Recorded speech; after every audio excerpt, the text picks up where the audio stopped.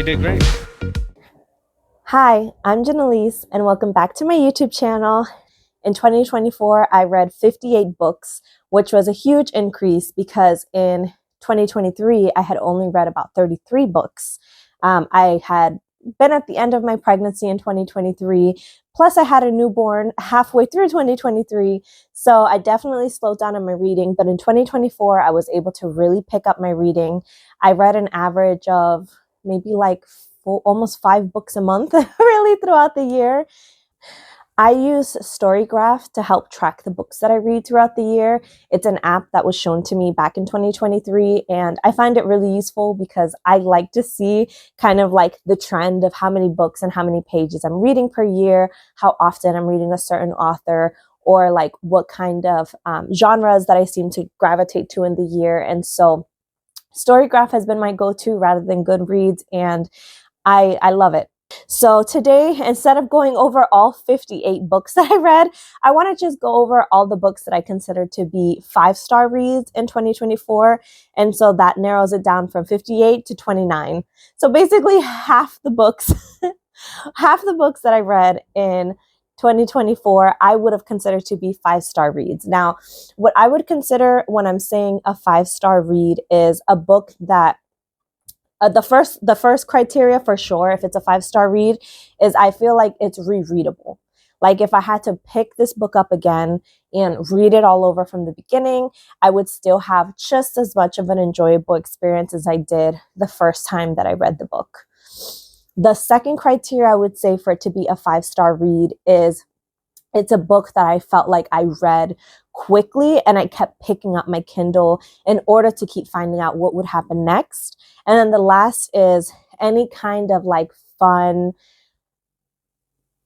plot twist or surprise that really just made me feel like there was just something about this book that was unexpected and it wasn't like totally predictable from beginning to end.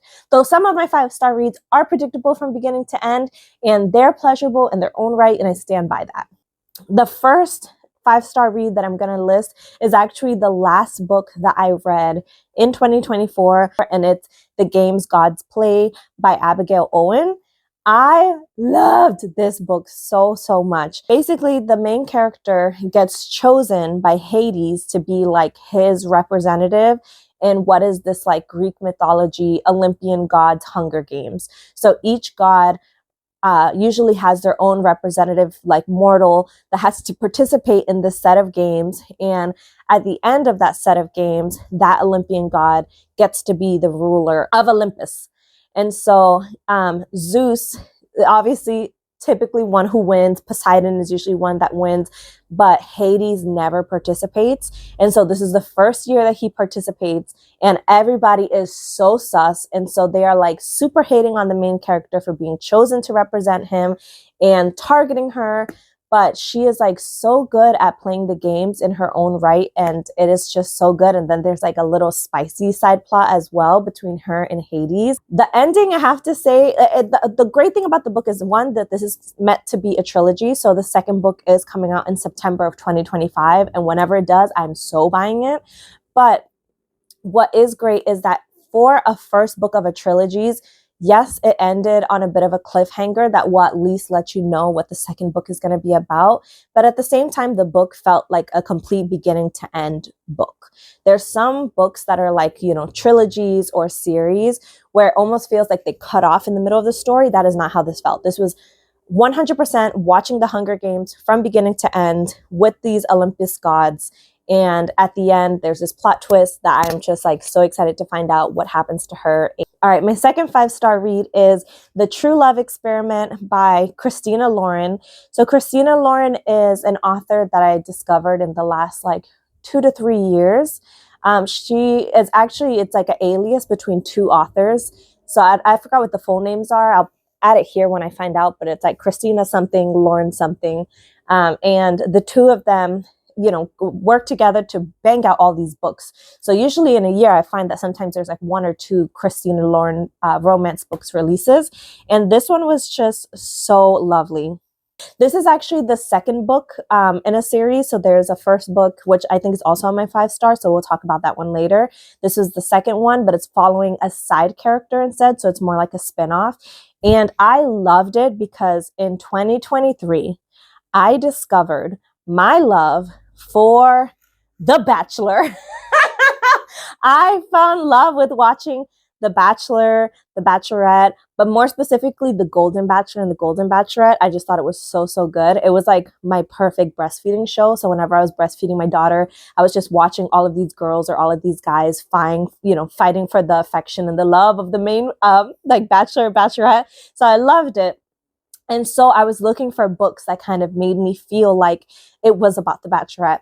And so in this one, in the True Love Experiment, Fizzy is actually the main character, and she's an author who gets like contracted to be on her version of the Bachelorette.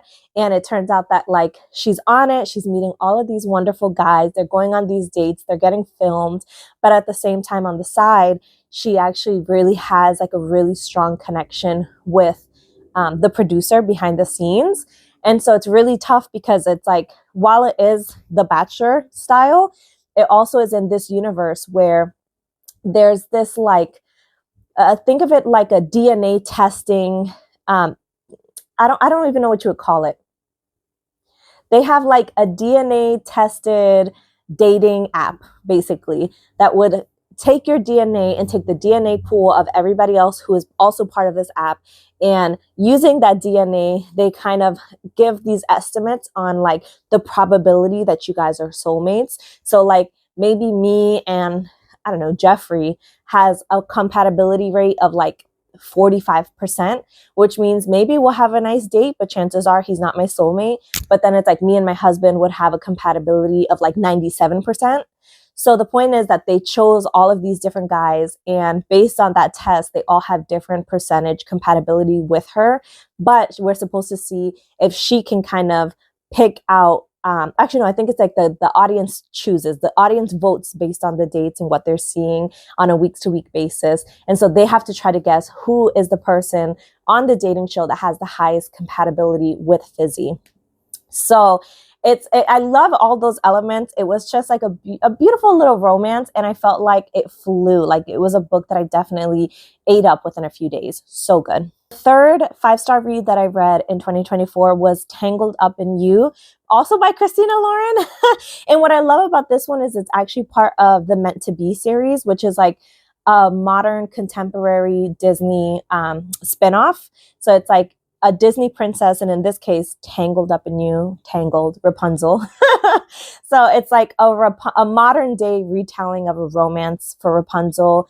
And it's so nice because it's like, you could tell all of the modern elements. It definitely feels like it's in today and it's not in this like magical Disney world.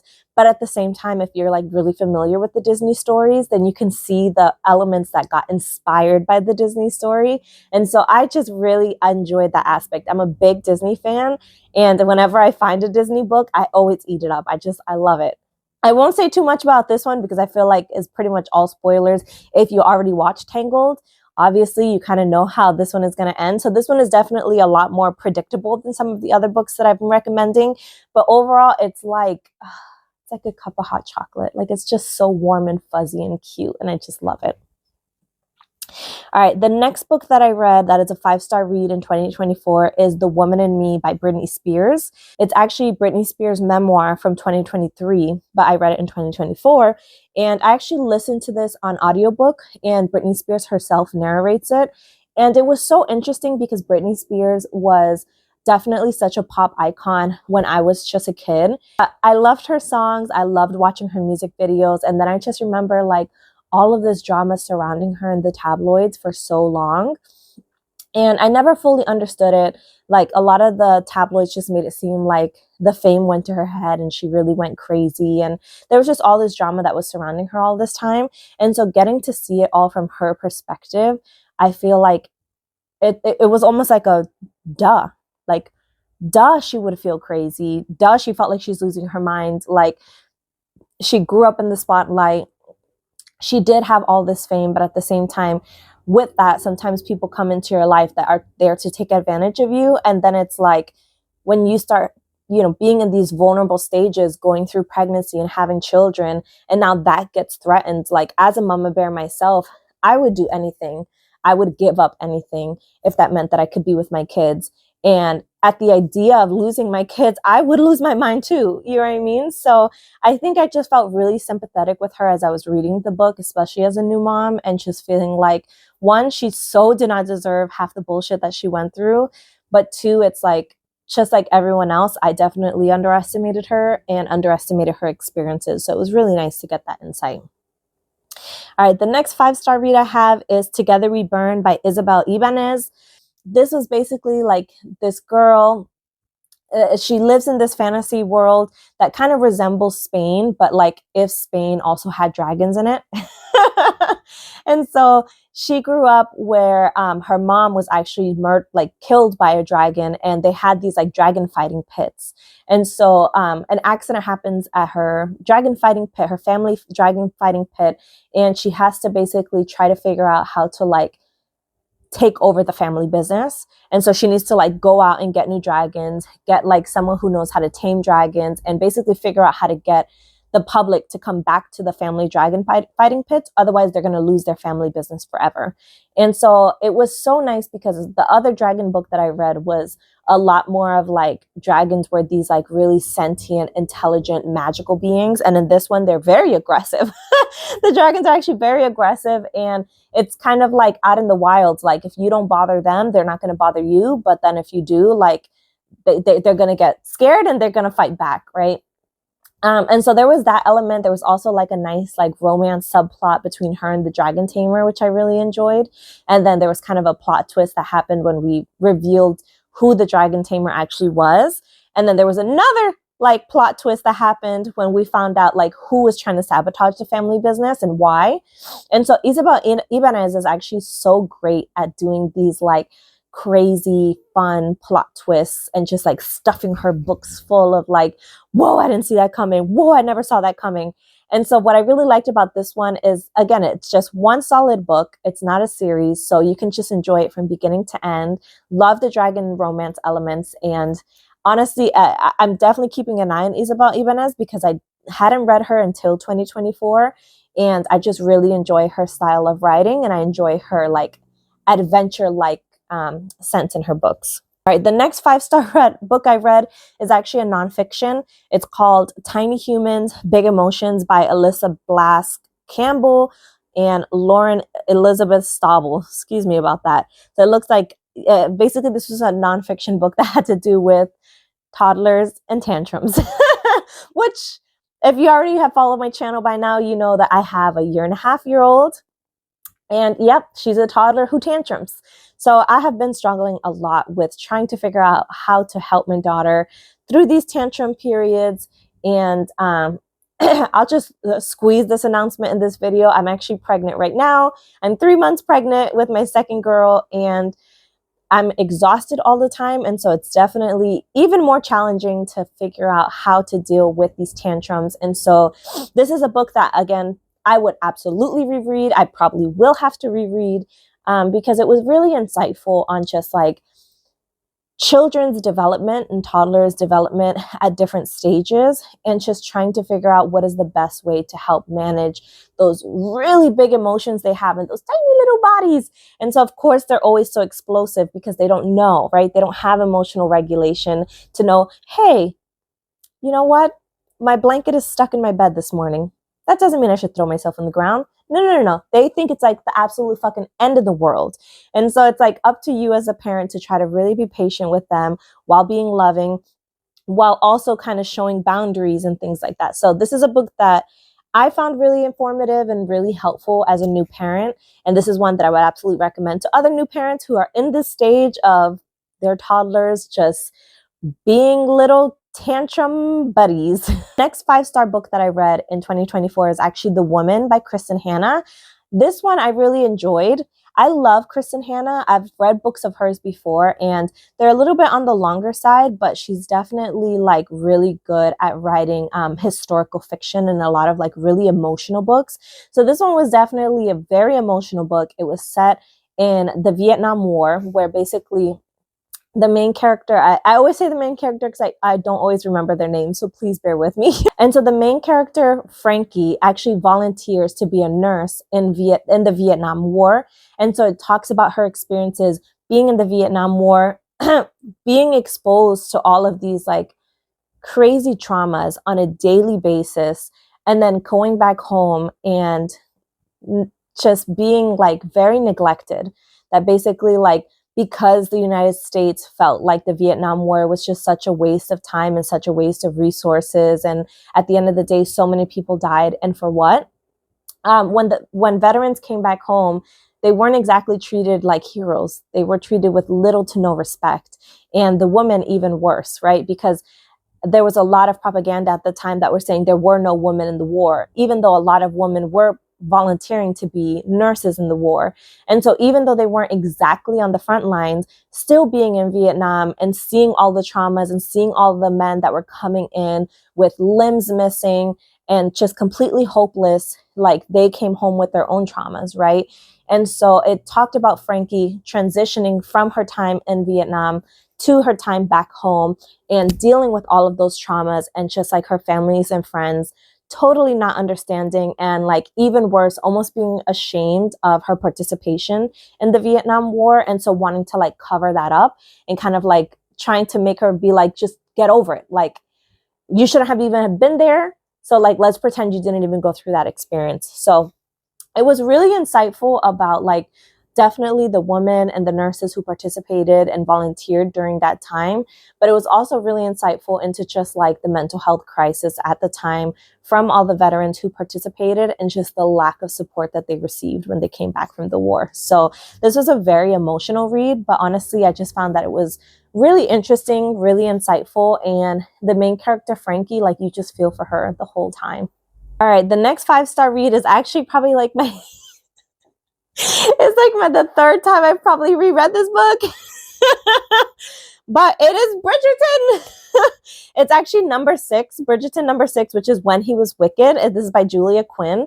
I am a fucking huge Bridgerton stan. I love the shows. Like, I love the shows. I will rewatch those shows so many times. I love the books. I've even like listened to the unofficial Bridgerton soundtrack, which is this album that was created, and it's just so good. Anything Bridgerton, I eat it up, okay? So even though this is my third time rereading it, I was still like, oh, 5 stars, so good. This one is following Francesca. So this goes in the order, every book goes in order. So it just follows the order of like the different siblings. So Francesca is number 6. So she gets the number 6 book. And I loved her story because in this one, if you haven't read it already, spoiler from a book published in 2004, but she basically was already married. And then her husband, John, died young. And so, and she was pregnant at the time and she miscarried. And so she had a lot of grief and going over the fact that she was really in love with her husband. She lost him, she lost the baby. And as time goes on, she realizes that she still has a dream of being a mother. And so she decides that she's on a quest to get married again. And so she falls in love with his cousin. And it's just like When He Was Wicked. It's like this Bridgerton is definitely all about like romance and spice in this like Regency period where that is like so forbidden, you know? And so it was so sexy. And like her, the tension between her and Michael is like so yummy. And at the same time, you just feel for her and her circumstances. So this one, so good. Love it. 5 stars. The next one is another Bridgerton one. It's the second one. It's The Viscount Who Loved Me. This one is Anthony's book. So I mean, I'm not going to sit here and gush on Bridgerton for the entirety of the video, but basically I love the Bridgerton books.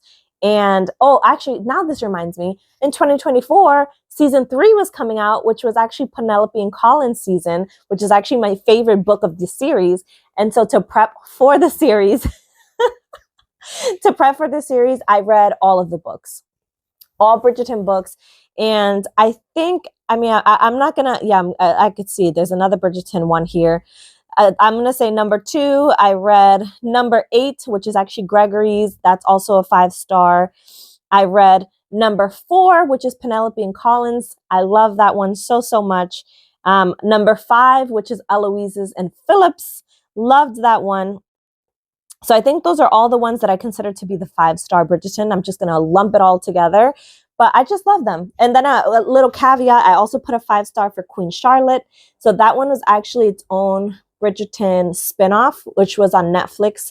And at the same time, Julia Quinn and Shonda Rhimes worked together in order to make it into a book as well. And so the novelization is so good. I love the love story between Queen Charlotte and the king, and it's just so romantic. So yeah, I'm a Bridgerton stan. Sue me. All right, leaving Bridgerton behind. The next 5-star read is The Soulmate Equation by Christina Lauren. So this is actually the first book to the true love equation that I mentioned earlier. This one is basically that this woman who's actually like a single mom with her daughter, she gets pulled into this dating app, the dating app that I talked about for the other book, where basically the man who created the app, like the head of the company, somehow his DNA sample went in, her DNA sample went in, and they have like the highest compatibility probability rate that they've ever seen, like up in the 95, 97 percentile. And so they're like, whoa, like what if this equation, if this soulmate equation, right, of our dating app is effective, like you guys could literally be the story that makes us millions.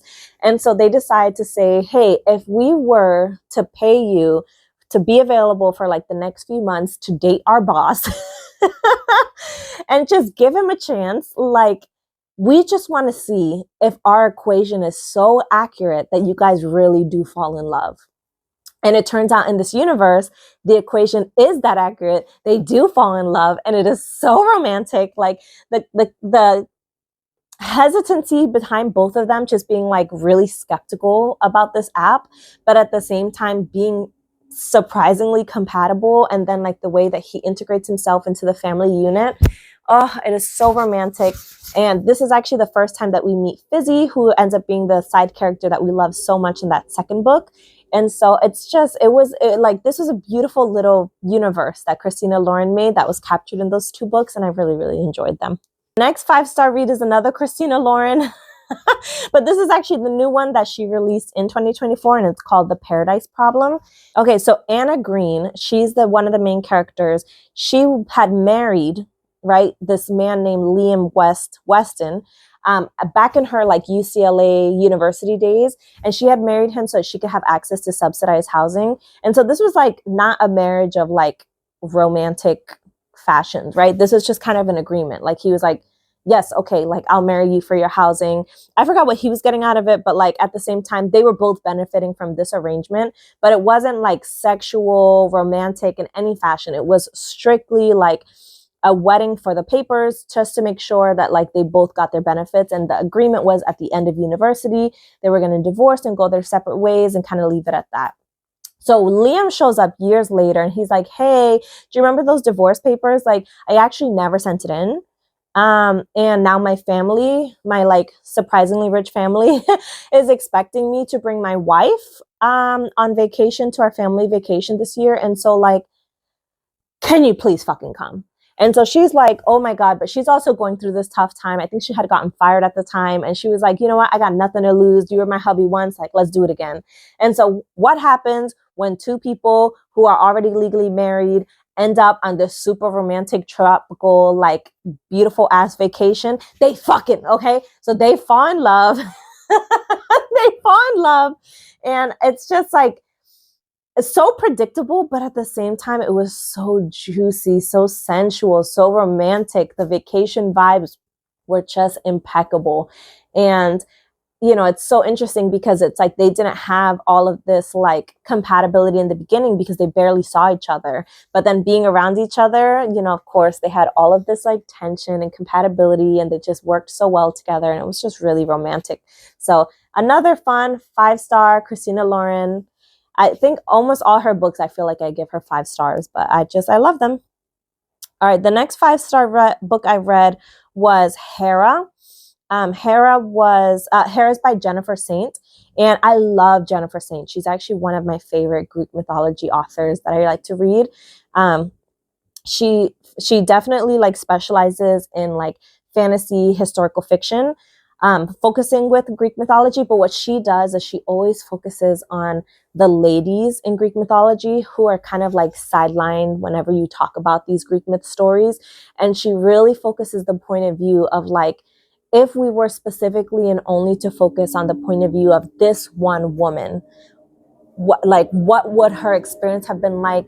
What are her thoughts? What are her motivations? And with this one, it's with Hera. And so it's so interesting because Hera is like the queen of the the queen of the gods, right? And it talks about just her experience almost from the beginning of her life back in the Chronos days, all the way until like this imagined end of the life, end of the gods era.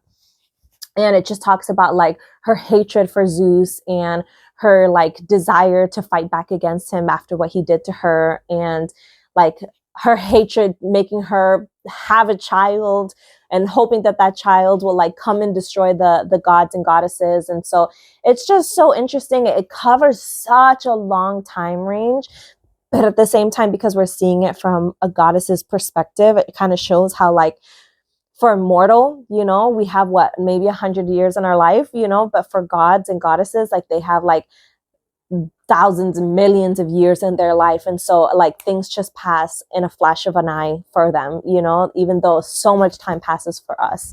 And so it was just very, very interesting. I honestly, I've really loved it. Like I love Jennifer Saint. She's done these books before with like Ariadne, Electra, and Atalanta, and they're all of them are 5-star reads for me. All right, the next one I read is another one from Christina Lauren, Love in Other Words, 5 stars. Not going to dive too deep into this one because for some reason, even though I gave it 5 stars, I don't remember it that much. Oh, I do remember this one. I just read the summary. Oh my gosh, this one was so romantic because it's like this woman, Macy, she's basically working as a pediatrics resident, and she runs into like an old friend, Elliot, who was like her first love way back when, from when she was a child living in this cabin with her father. And it flashes back and forth a lot of like their friendship when they were young to when it like slowly blossomed as teenagers to realizing that they're like low-key feeling each other, to like what romance is like in your teens, and then basically the fact that it got cut off and they separated, it broke off, and then them kind of finding their way back to each other many, many years later. I thought it was so romantic and so sweet. I can't believe I almost forgot what this book was about.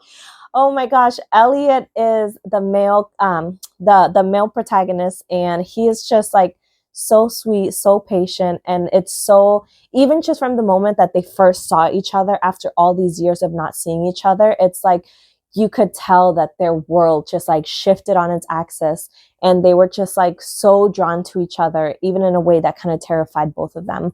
So beautiful. I love this. Christina Lauren, like queen of the romance. Like she's just queen of the romances. If Christina Lauren says she's writing a book, I am getting it. No questions asked. I don't need to know the plot. I don't need to know shit. I'm going to read her books. That's that. The next one is a short story by Christina Lauren. The exception to the rule. I was reading some of her short stories because they're actually on Amazon Prime Reading for free. And so again, I was on my Kindle last year all the time.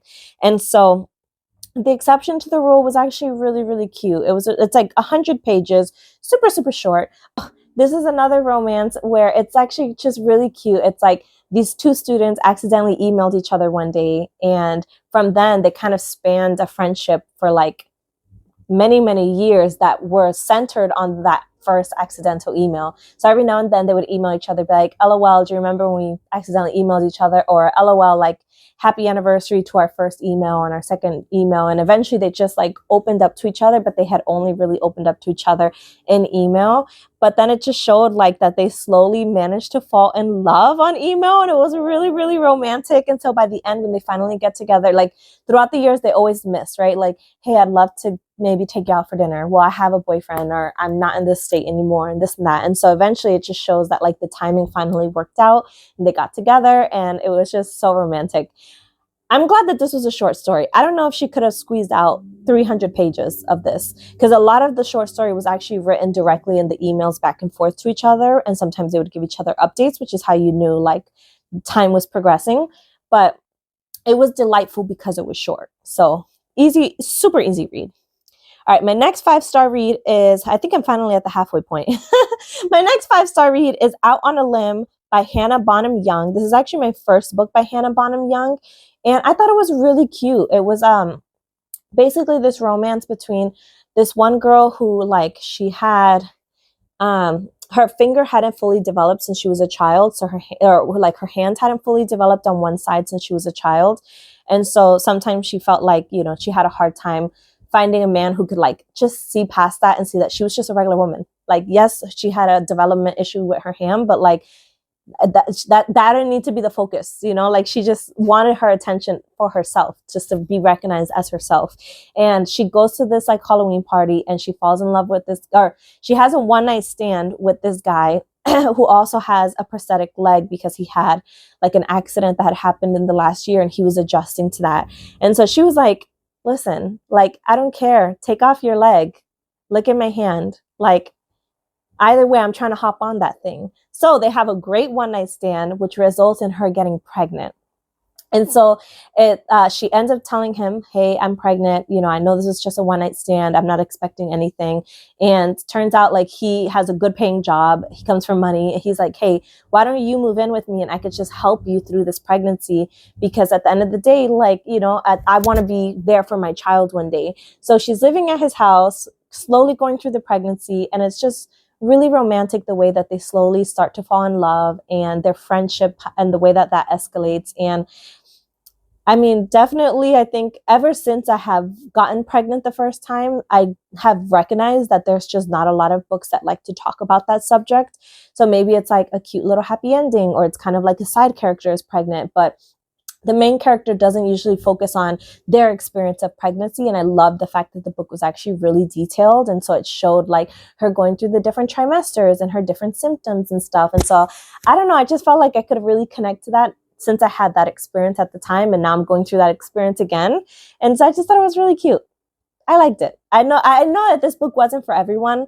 I know that when I was seeing on like Book Talk, there was definitely mixed reviews. But for me, I thought it was a 5-star read and I really enjoyed it. All right, my next 5-star read is 8 Dates. What is it called exactly? 8 Dates, Essential Conversations for a Lifetime of Love by John Gottman. This is actually another nonfiction book, and it just is focusing on basically the act of trying to like redate each other. And so me and my husband have been together for almost 11 years. We've been married for 7 years. And I think that, you know, we as time has gone on throughout our relationship, there are definitely stages where we get really disconnected from each other and we get lost in our own worlds and we have to find our way back to each other. And so reading this book was super useful for me at the time because it was during a period where, again, I was feeling really disconnected from my husband and he's feeling really disconnected from me. And so being able to read this book and try to figure out how to kind of revitalize conversation and revitalize our dates in a way that would help bring us back to each other was very comforting, you know? I think that I'm sure a lot of new parents can relate, whether they're married or not, that experience of like knowing for someone for so long. And now you've gone through this transformative experience of pregnancy and having children, and children just put such a strain on the relationship because all the focus shifts to them and their well-being and their safety. And you no longer have time for yourself, let alone for your partner. And so me and my husband definitely fell into that of just like not being able to have as many date nights as we did before when we didn't have children. And, you know, being able to shift our conversation back from just like, did Jane eat? Has Jane fed? When's the last time she changed her diaper? And shifting it instead to just refocusing it on each other and checking in on each other and seeing how each other is doing. So this book I felt like was super, super helpful for that period in my life. And again, I put it for 5 stars because just like the Tiny Humans, Big Emotions, I do think that this is going to be a rereadable book for me, especially when I feel disconnected again, right? Like, this is my first and hopefully only experience of being married, but throughout the 11 years we've been together, I've definitely learned that it's common to feel connected and disconnected at different phases in your life. And it's not about focusing on the disconnection, but recognizing, okay, we're in a point of being disconnected, and how do we find our way back to each other? So whenever I know I'm going through that phase again, then I know that I have this book that I can just kind of pick back up and just give me some reminders on ways that I can show up as a wife and, ask him to show up for me. All right, going from this very serious nonfiction to this very not serious fiction is Bride by Ali Hazelwood.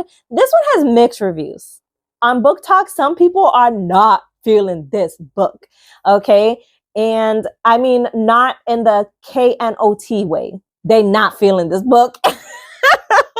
You'll know if you read this book. Otherwise, I'm not trying to spoil what that joke is about. But I liked it. I haven't read Twilight in a long time. And so this book was like this, like, vampires versus werewolves, except now the vampire is falling in love with the werewolf. So to me, it was like, oh my God, what if Bella chose Jacob? I don't know.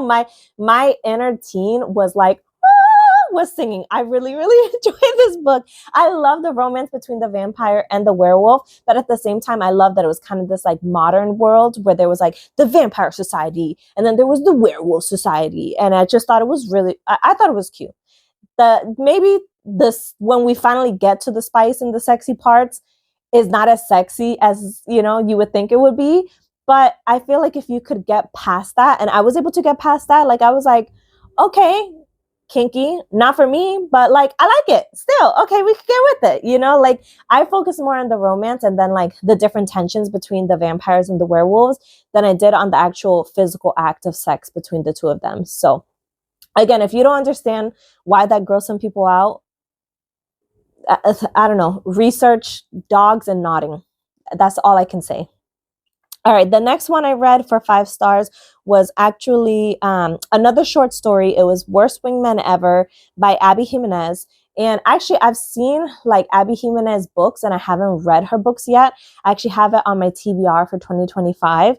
But I did read this short story from her and I realized, just like Christina Lauren, me and Abby Jimenez is going to get along. Like, we're going to get along, baby. Oh my gosh, yes. And so in this one, basically, it's like the main character, Holly, she's dealing with like her grandmother is in hospice and she's just going through a really hard time being there and supporting her grandma. And so one day she finds this like Valentine's Day card on her windshield, but it actually wasn't meant for her and it was an accident. But what happens? But she falls in love with the guy who put that on her thing. And it's just a short story and it's just this cute way of like, yes, it was no, I think it was like his friend accidentally put it on her windshield or something. And so the point is, yes, it was an accident that the Valentine's Day card got to her, but in their own cute little way, they end up, meeting, connecting, and just having this cute little romance. And so this one is only 61 pages, another super short read. You could probably read it in like an afternoon, to be honest. And it was free on Amazon Prime Reading if you have a Kindle. Next, I'm going to bundle 2 together, is Fourth Wing and Iron Flame. Both of those were 5-star reads for me in 2024. I have seen so much hype around Fourth Wing and Iron Flame. And even though I saw that there was a dragon on the cover, like I just think that whenever I get lost in my own TBR, like any new book, it has to be something special to jump to the top of my TBR. Otherwise, it just is at the bottom and it kind of goes in chronological order. I actually listened to them on audiobook and I'm glad that I did because sometimes I'm having a hard time like really honing in on a long fantasy book in Kindle. Sometimes it helps that I'm like listening to it on the audiobook.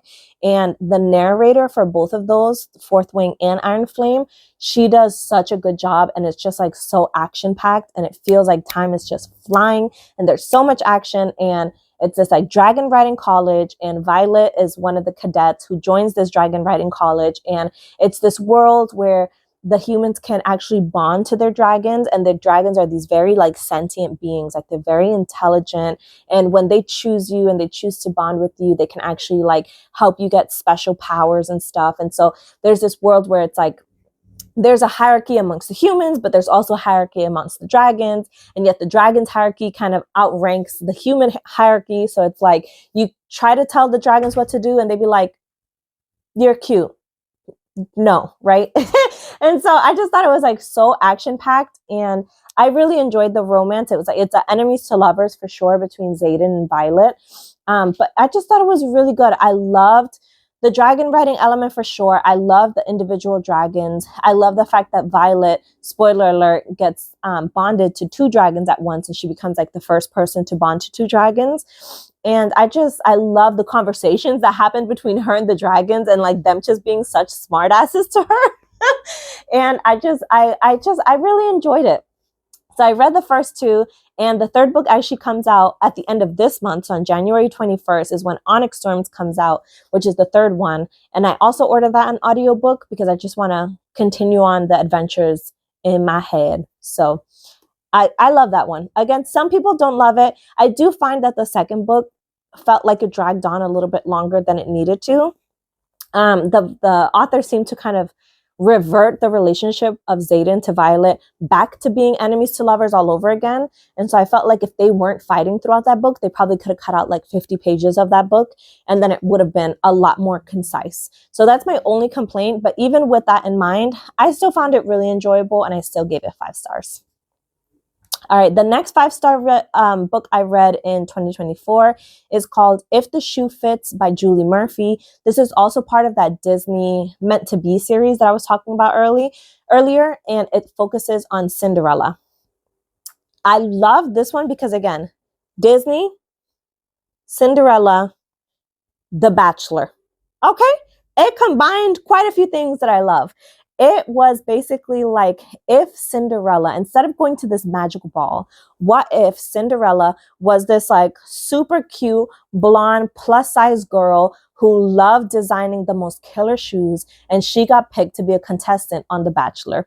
And so, of course, she just has like all this personality. She's very talented, but at the same time, she kind of gets targeted because people are just looking at her like, why is this fat girl over here on The Bachelor? Like, I thought The Bachelor was looking for somebody cute. She's just like, bitch, like, did you see my shoes? Like, I'm fucking cute as fuck.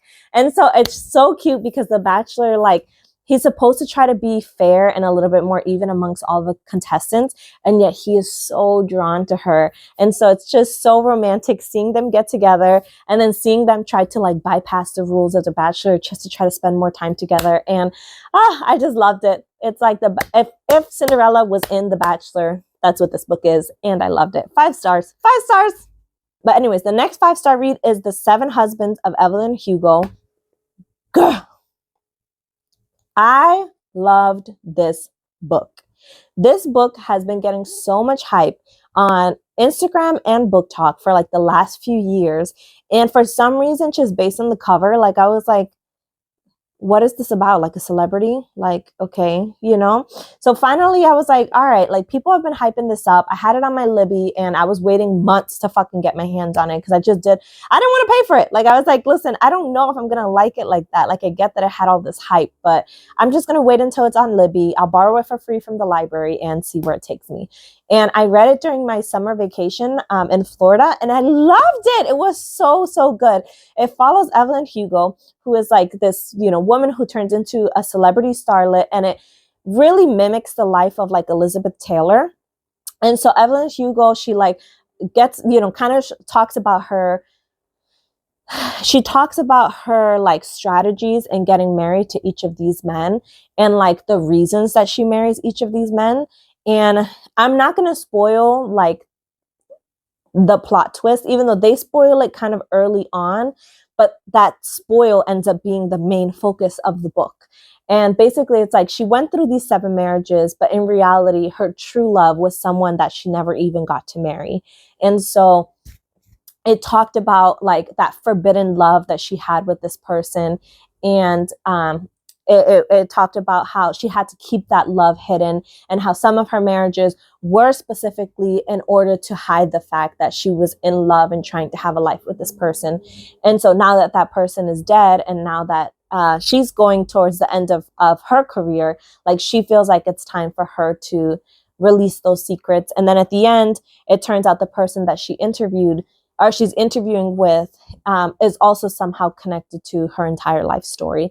So I just thought it was like so many twists and turns. I thought that she was so strategic in a way that I couldn't imagine maybe some celebrities are, and as a way to get on top, right? And so I had a lot of respect for her because it was like she knew, hey, if maybe I married this person would give me this, and then I could divorce him, and then if I married this person, I could land this job. And it was just like her using the looks, basically. You know, she was this beautiful, curvy, stunning woman that just always drew the eyes of everyone around her. And so she always was using that to her advantage in order to advance her career. And then in the end, it kind of creates this question for her of, was it worth it to advance my career if I couldn't be with the one that I love out in the open? And so I loved it. It is worth the hype, at least for me. 5 stars. All right, the next one I read is by Kevin Kwan. It's Lies and Wedding. This is also a book that came out in 2024. It came out, I think, in May of 2024, aka my birthday month. So I was super excited to read this one, and I loved it. I love Kevin Kwan. He wrote Crazy Rich Asians, and I can reread Crazy Rich Asians and all that full trilogy over and over again. Like, it is up there in my rereads where, yes, I reread Bridgerton a lot. I also reread Crazy Rich Asians a lot. I watch that movie all the time. I love it.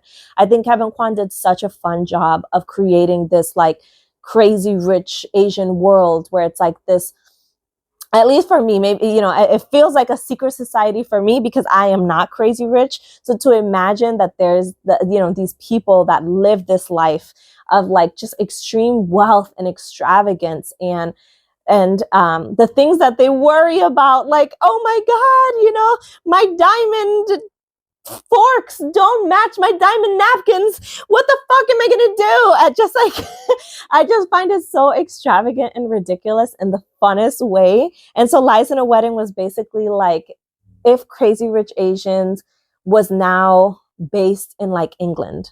And so it's like this family that this like old English man had married his Asian wife, and they had these 3 beautiful Chinese British children. And so it talked about kind of like in the beginning their family learning to be accepted by this like old British snobby aristocracy like culture, and how it's like this mixture of like them coming now from this old money from the British and being at risk of losing all of that because of an accident that happens from this wedding. And so now they have to try to think strategically to figure out how to hold on to that wealth and whether or not it's worth it to tap into China and the billionaires over there. And so it was fun. It was just like adventurous, extravagant, over the top, but then like the side plot of the romance between like one of the neighborhood girls and the son of that family. I thought it was super, super sweet. And I found it was a easy enough read. Kevin Kwan books, what I love about it is it's an easy read where like you can digest it easily. You can read it super quickly, and it just immerses you in this world that just, at least for me, feels so different from the world that like I live in. So I'm just like, whoa, like I'm definitely star dazzled when I read his books. All right, the next 5-star book I read, we're almost at the bottom. The next 5-star book I read was The Ballad of Songbirds and Snakes, which is the prequel to The Hunger Games. And yes, I read it along with everybody else. And I thought it was good, actually. Like, what I liked about it is because I actually watched the prequel, and I felt like I had all of these questions. Like, I was so confused sometimes. And I think it's that there was so much content in that prequel, and they tried to squeeze it into this movie. And I just feel like because they left details out, I just found that there were all these holes that I was like, is she dead? What happened here? Like, what's the point of this? And so I felt like reading the book, it's like 517 pages. So it's a hardy book.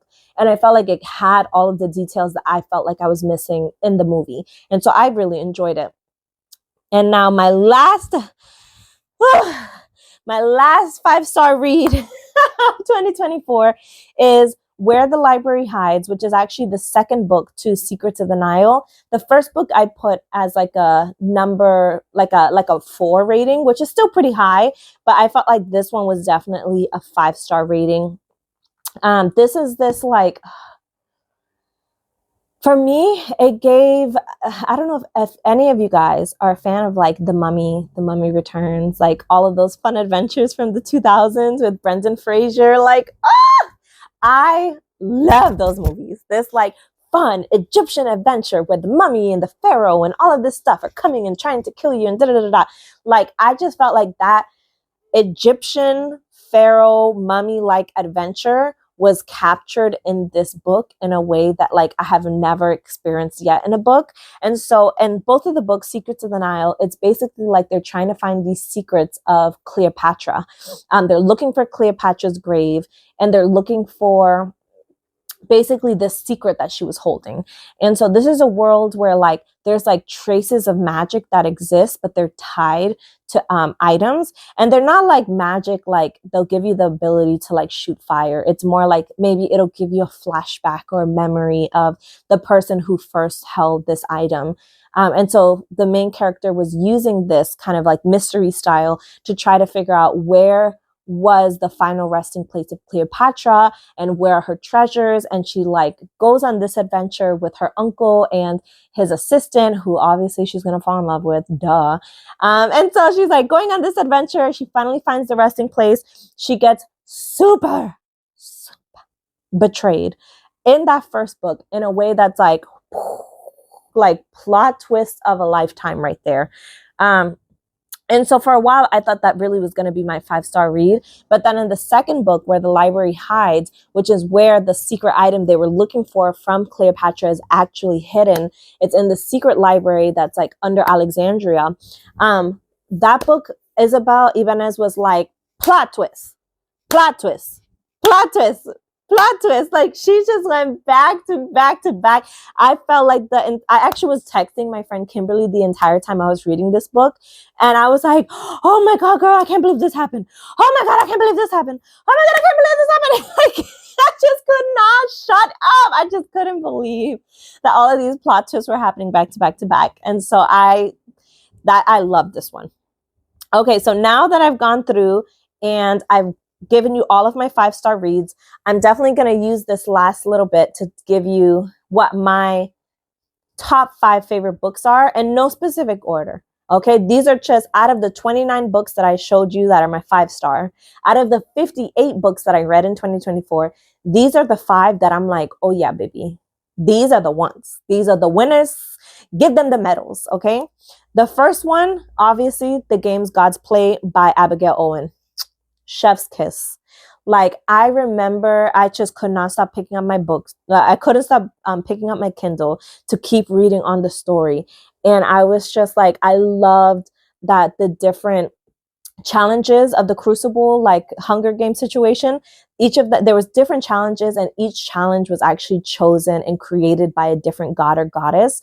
And so they focused on different elements, like maybe for this you need a strategy, maybe for this you need a brute strength, maybe for this you needed to be clever. Like, it was just like all of these different things. And I was like literally so invested in figuring out, like, oh my God, is she gonna make it? How is she gonna make it? Like, how is anybody gonna make it? And that's up there. So that is definitely on my top 5. Another one of my top 5 is Together We Burn by Isabel Ibañez. But I want to do like Together We Burn / Where the Library Hides, which I know doesn't make this technically a top 5, it might make it a top 6, but I just feel like both of those books were so adventure-packed. Isabel Ibañez did such a great job writing these stories. She's such an adventurous writer. Like, she just writes adventure in a way that makes you feel like you're watching a movie when you're reading a book. So I'm going to put them even. Together We Burn / Where the Library Hides. Okay, the next one I'm going to put up in the top is Fourth Wing, for sure. I loved Fourth Wing. Iron Flame is definitely closer, like a second is a tier below it, but I still feel like Fourth Wing was so delightful. It did such a great job of introducing me to this world of dragons, introducing me to this like college and their strategies for their cadets. And so I really enjoyed it. The next one is The Seven Husbands of Evelyn Hugo. That is going to be 4 out of the 5 favorite books. I love The Seven Husbands of Evelyn Hugo. the drama behind it, the plot twist, like her strategies between the husbands, loved it, loved it. So that could be number 4. And so the last one I'm going to put on this list is actually going to be The Woman by Kristin Hanna. I just felt like it was such a change of pace from some of the other books that I've been putting as my like top favorite books. And it was just like, it focused less obviously on like adventure and extravagance and dragons, obviously. And it focused a lot more seriously on the Vietnam War and the women's contributions to the war. And I just felt like I felt so emotionally connected to Frankie and emotionally connected to the circumstances that she was in. And I felt for her so hard just not having that support. And so that was another book that I just found it really challenging to put down, but at the same time, really challenging to keep picking up, because it just felt like, ugh, no support. Like, this woman wasn't getting a break. None of these women were getting a break. And it was really heartbreaking, but it was heartbreaking in the best way, right? Like, the best kind of books are the books that just like make you feel so hard. And I definitely felt like The Woman was one of those books that made me feel so hard. This is me talking for almost an hour straight of what my favorite books are, but you know what? I enjoy reading. I love to read, and I am so excited that I had such a great reading year and I read so many books that I would have considered to be 5-star reads. The rest of my books I would have considered to be 3 and 4-star reads, which are still pretty dang good, which means that I didn't have any like flops or DNFs in that year, which is like a rarity. And so I love it. I picked up most of my book recommendations from Book Talk. I also picked up a good amount from my friends. I have my 2 friends, Tiara and Kimberly, who have wonderful reading tastes. And so I especially will reach out to my friend Kimberly because we have very, very similar reading tastes, and ask her, like, what are you reading right now? What have you read recently that got you really excited? And I will just like add that to my Libby app or add it to my Kindle, and I just leave it there until I'm ready to tackle it on my TBR. So far, I'm on my 4th book of 2025. And so hopefully this is another year that's going to be a strong reading year. And then I can make this video all over again next year. And we can talk about all my favorite books from 2025. If you agree and you loved any of the books that I listed in this video, please feel free to like or add it in the comments. And if there's any books that I didn't add because I didn't read it in 2024, add any of your favorite books that you read in 2024 or that you're planning to read in 2025 and add it to the comments. Because even though I started to build my TBR, I love people's recommendations and trying to figure out like what's hot in books these days. And who knows, like, you guys might add some books to the comments that end up being some of my favorites for 2025. Like, I'm too excited to find out. So in the meantime, thank you so much for watching this video, and I'll catch you in the next one. Bye!